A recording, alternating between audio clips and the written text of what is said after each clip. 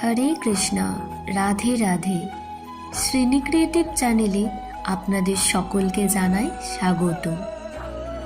অথ গীতাধ্যায়ে পাঠ ফলম, অর্থাৎ গীতার প্রত্যেকটি অধ্যায় পাঠ করলে কি হয়। ব্রহ্মা কহিলেন,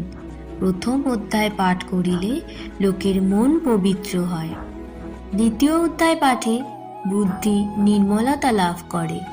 তৃতীয় অধ্যায় পাঠে সর্বপাপ দূর হয়, চতুর্থ অধ্যায় পাঠ করিলে ব্রহ্ম হত্যা ও স্ত্রী হত্যাজনিত পাপ তৎক্ষণাৎ দূর হইয়া থাকে, পঞ্চম অধ্যায় পাঠ করলে চৌর্য মহাপাপ দূর হয়, ষষ্ঠ অধ্যায় পাঠ করিলে মন্দ ভাগ্য নাশ হয়,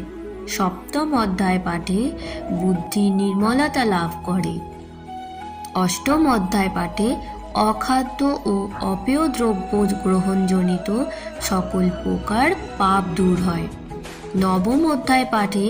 পৃথিবীর দানের সমতুল্য লাভ হয়, দশম অধ্যায় পাঠে সর্বপাপ বিনষ্ট হইয়া শ্রেষ্ঠ জ্ঞান জন্মায়, একাদশ অধ্যায় পাঠে ব্রহ্ম জ্ঞান লাভ হওয়ায় তাহার মুক্তি হয়, দ্বাদশ অধ্যায় পাঠে ভগবানের বিশুদ্ধ ভক্তি জন্মায়, ত্রয়োদশ অধ্যায় পাঠ করিলে জ্ঞান চক্ষু বিকাশে তাহার শক্তি লাভ হয়, চতুর্দশ অধ্যায় পাঠে অশ্বমেধাদি যজ্ঞের যে মহাফল তাহা লাভ হয়, পঞ্চদশ অধ্যায় পাঠ করিলে নির্মল জ্ঞান লাভ করিয়া যোগী হওয়া যায়, ষোড়শ অধ্যায় পাঠ করিলে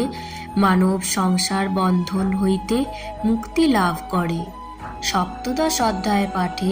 ভক্তজনের বাজপেয় নামক যজ্ঞের ফল লাভ ও ভগভক্তি জন্মায় ও মুক্তির জন্য সচেষ্ট হয় এবং মানুষ ভগবানে ভক্তি লাভ করিয়া মুক্তির জন্য চেষ্টা করে। ভাগ্যবান লোক ভক্তি করিয়া অষ্টাদশ অধ্যায় পাঠ করিলে জ্ঞানরূপ অগ্নি দ্বারা তাহার সর্বপাপ নষ্ট হয়ে যায়। হে সুত, গীতার সর্ববিষয় বলিবার শক্তি আমার নাই, তবে গীতা পাঠের ফলে ভক্তজন ইহলোকে আর পরলোকে পরম সুখে সুখী হইয়া থাকে। রাধে রাধে।